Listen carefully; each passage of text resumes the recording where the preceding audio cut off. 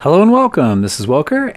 I just finished making my tree farm, my first really automated production of this Let's Play, and I quickly realized two things. Number one, I'm not happy with all those DSUs being down there in the farming area. I want them up here. And number two, I do not produce enough power to deal with all those farms. So we're going to do two things. First, I went ahead and built some Stirling engines. I did that off camera. I'm sure you guys know that recipe is an old Buildcraft recipe, pretty easy. And in addition to that, what I want to do is turn my unattuned tesseracts into item tesseracts. So to do that, it takes some tesseracts, some pneumatic servos, and I think it takes tin and silver, right? I was looking at it a minute ago. So tin, and silver. So let's go grab a couple of those. Let's grab, let's see, 1, 2, 3, 4 silver, and 1, 2, 3, 4, 5, 6, 10. And that, actually, I don't even need to use my little crafting table over there, because I think I have everything on me that I need. Awesome. All right, so there's an item tesseract. Let's get rid of that. Oh, hey. That's what happens when you don't build both. Let's try that again. Cool. So there's my two item tesseracts. I guess they don't stack, even if they're unattuned. Okay. I grabbed my redstone energy conduit because we're going to need some of that. And what we're going to do is just try to get a little bit more energy positive down there. So first of all, let's knock this out of the way. We'll make this kind of my entry point for the base. So let's make it owner only, send and receive. We'll name it 1, we'll name it main sorter. And actually, this should actually be receive only, because we're never going to want to send anything out of this particular tesseract. Okay. And then we should probably leave a space. And we'll start our tesseracts. Or our DSUs. So then I'm going to need, oh, you know what else I'm going to need? I'm going to need, I grabbed some cobblestone transport. I don't have enough of those. So let's go grab a few more of those. Oh, I had a bunch of pneumatic servos built. Oh, well. Okay. So let's go grab the rest of these cobblestones. We'll grab some more iron just in case we need it for something. And then I'm going to grab some redstone because I think I'm going to need some more insertion pipes. And all this stuff is just kind of temporary. I'm going to end up replacing most of these pipes later with probably logistics pipes. I've been playing with ME with applied energistics my last couple games. I think I'm going to go back to logistics pipes for this particular playthrough. Although I may use a combination, sort of like I did last series, but a little less involved than what I did last series. So here's what we need to figure out. You can see I broke those pipes already. Which I'm spitting cobblestone out through the floor now, or charcoal out through the floor now. Let's reattach that for now. Okay, so here's what we want to do. I want to get power back into my system. And what's the smart way to do that?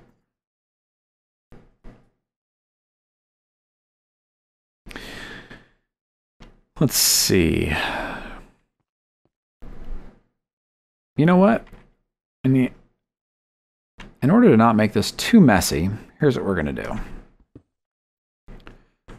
First, I'm going to go ahead and pick these up.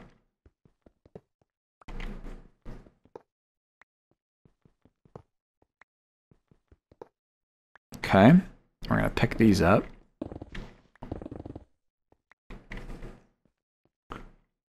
And as soon as that finishes cooking, we're going to pick that one up too. And then what we're going to do here is run our conduit. Could have used that dirt. Let's go grab a dirt block. So what I want to do here is run our conduit back behind here. Good, we can pick this up. Right? And then I'm going to pick this pipe up. I think this will work. Let's see. If I go back to my insertion pipes here. I think you have to use smooth stone to make that connect, and I don't have any with me, so we'll just use some more of these, whatever. I grabbed some redstone, there we go. Okay, so I think if I just do this, and then we go 1, 2, 3, actually we can get rid of that.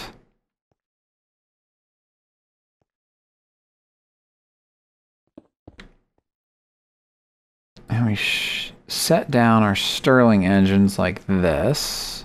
1, 2, 3. You see that? We're going to need to flip our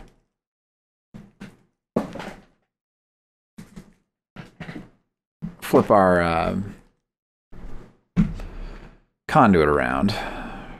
Sorry, I had to. My cat was eating things that he's not supposed to eat. Ah! Might be really hard to hit that block. I don't think I'm going to be able to. Yeah, it's okay. Come here, little dirt block. Come here.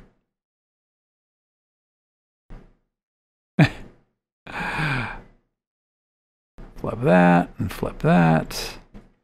I can put our dirt back. Maybe. Okay, so now those are gonna provide power. My question here is, what happens? I guess we'll see here in a minute, because I want to know if that is actually going to be able to insert into the Stirling engine.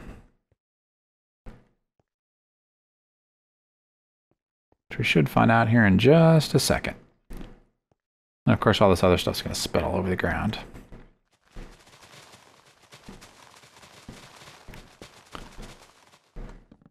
Watch what I do here though.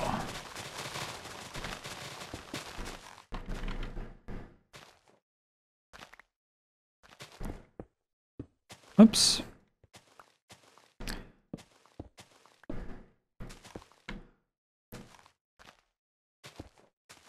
Ta-da!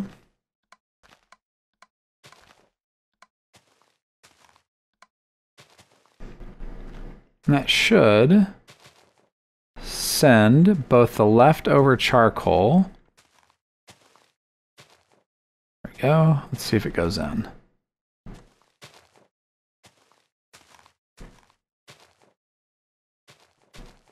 Nope, it's shooting right past it.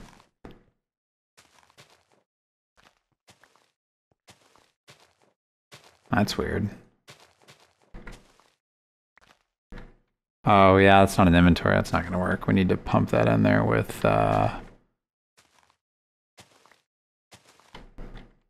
probably an iron pipe like this.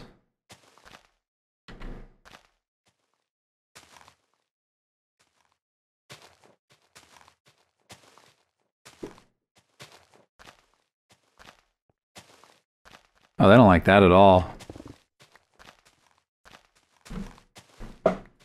I'll be right back while I figure out how to do this. Alright guys, here's what I came up with. The insertion pipes weren't inserting into the Stirling engines until I put a charcoal into them. I guess that flagged it as valid for them to insert. So I did that. I've got those pumping happily along. You see I've got my tesseract here going. I also made one change over here. I decided to go ahead and start cooking some of this rubber up. In addition to the oak wood and the rubber wood, also some of the raw rubber is going in there and getting cooked up and popping out as as raw plastic. That way I have a supply of that also. And as a matter of fact, if we go back up to my base, it's nighttime, scary. By the way, those Stirling engines, let me show you. Here's what I call a ghetto power loop, by the way. What I've done is I've got the Stirling engines pumping back into that conduit. And you'll notice over here on my tesseract, I made a loop. And this tesseract is set to send and receive. And the reason I did that is because if for whatever reason all these fill up on energy, these Stirling engines are gonna explode. So what I did was I looped that power back towards the base power. And we'll go up here and I'll show you. By the way, next big project, I've got it all planned out. Waiting on one bug fix from Power Crystals, is going to be my up and down system to move up and down this cliff wall quickly. And I think you guys will think it's awesome once I get it set up. But what we're going to do is make sure that that raw plastic has a place to go. And I think it does. I think it should be automatically putting itself... Yep, I said raw plastic. I meant the rubber bar. So that's the cooked rubber. There's oak wood, raw rubber, rubber wood, apples, and charcoal. And what we need to do here with our charcoal is build up a big enough supply of charcoal to get a boiler going. And that's a lot. So we're going to need a significant amount of charcoal for that. In the meantime, everything here seems to be working pretty well. Now, the other thing I am going to need is, I'm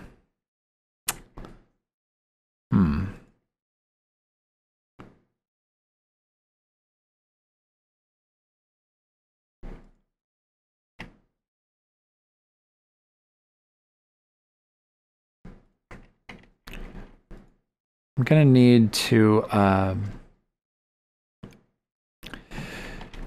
chunk load the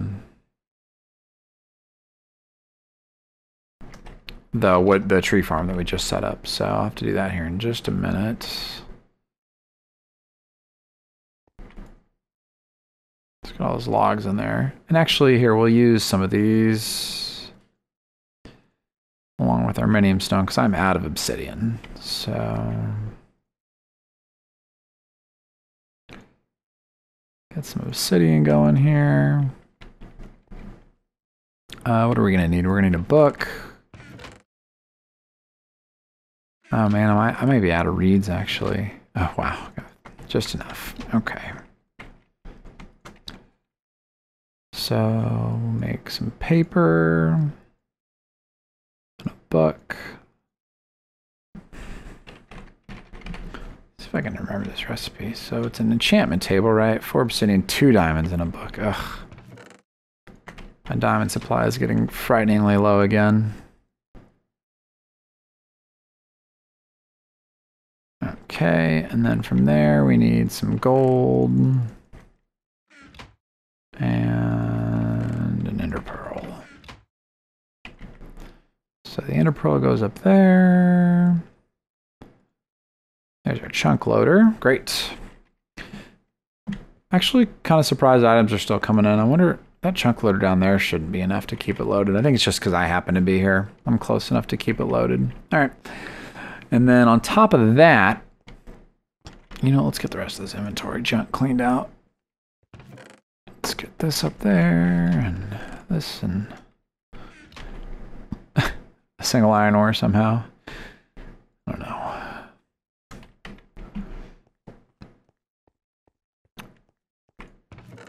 And then, wow, I have a ton of torches. I didn't even realize. Got all these buildcraft pipes dropped. And I don't know, I don't think I showed you guys this yet. I just kind of made a little underground passage here for my, let's light this up. For my power. Oh, and I went ahead and I did go and replace all my universal cable with conduit since I've got a decent supply of conduit now. So anyway, the other thing we need to do is set this on sender C, which I did. Okay, so this way the power can loop at least a little bit. we can get power pushed back into this redstone cell, and that'll be our buffer to hopefully help prevent our Stirling engines from exploding. On the bright side, if they do explode, they won't blow up my DSUs, so it won't be the end of the world. Do need to run back down there and chunk load that thing.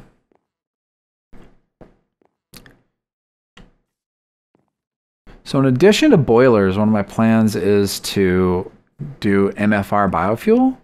But in order to do that effectively, you have to have a really good selection of different plantable things for it to work with. And I'm not at that point just yet. So as soon as I get that done, should be fine.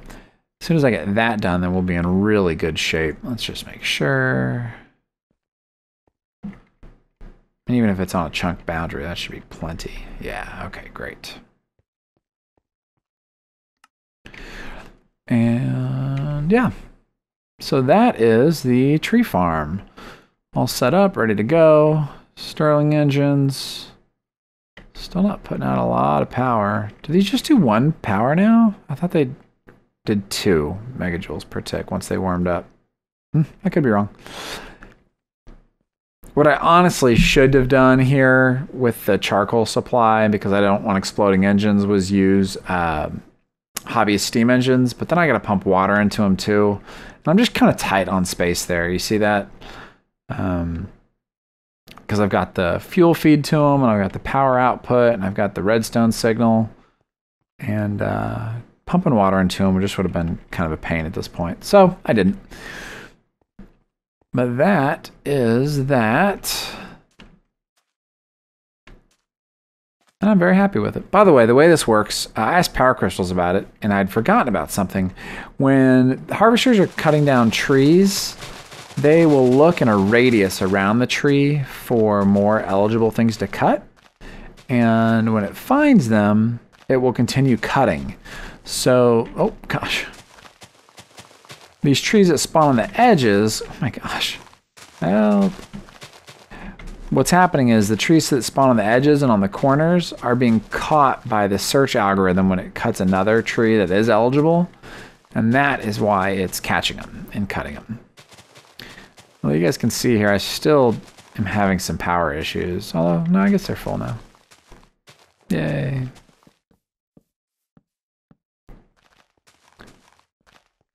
Are all these full? Yep, full power, full power. And this is probably one more furnace than I really needed, but, you know, I'd rather have that than have items spitting out all over the ground that get pumped that way. So yeah, I am very happy with this setup, and it's expandable. When I build more farms, which I will inevitably do over in this area, we can continue just adding on to that particular build. Probably gonna have to deal with this pool of sludge here before too soon. But yeah, that should get me plenty of wood and plenty of charcoal, some apples, because I don't really have another good food supply right now.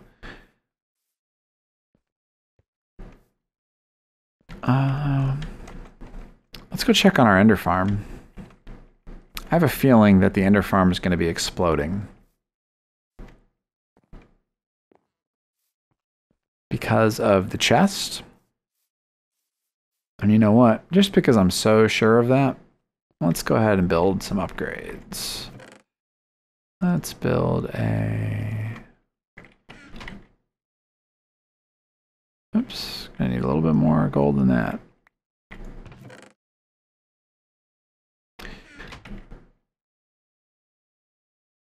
And an iron, and that should give us an iron to gold upgrade. And what I'll probably end up doing is junking a lot of that stuff, but it's my base chunk loader.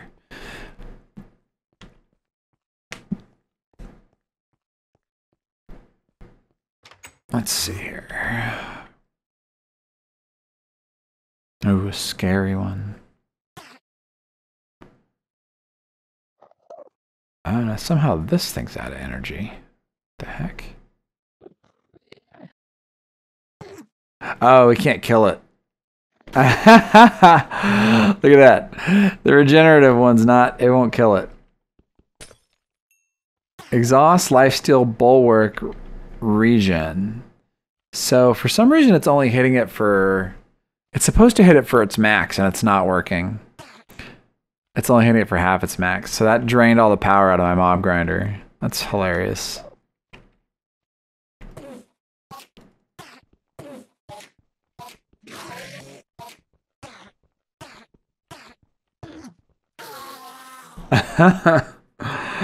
The Enderman that wouldn't die.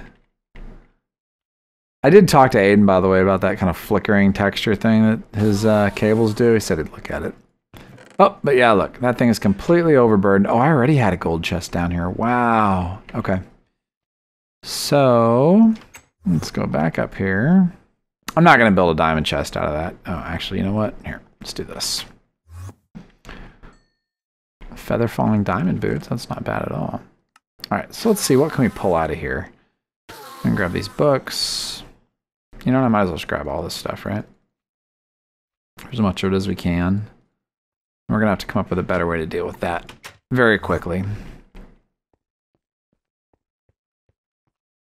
What I'll do is I'll just upgrade one of the chests up here to diamond or to gold and just use it as a dump chest for that till I figure out something else to do with it. I don't think our very last chest here is in use, is it? Oh, it's got tombstones in it. That's fine. Upgrade that one, and we can just start throwing all this stuff in there.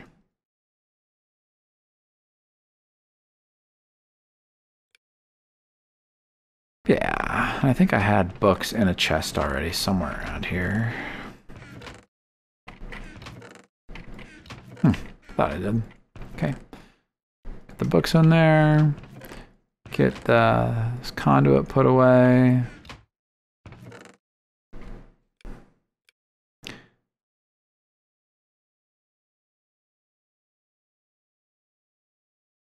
Cool. We are in good shape. All right, guys. In the back in the effort realm of keeping these episodes a little bit shorter. I know the last one wasn't shorter, but I'm trying. I will go ahead and cut this one here. This has been Wylker in my Let's Play series. Thank you guys for watching, and I will see you next time.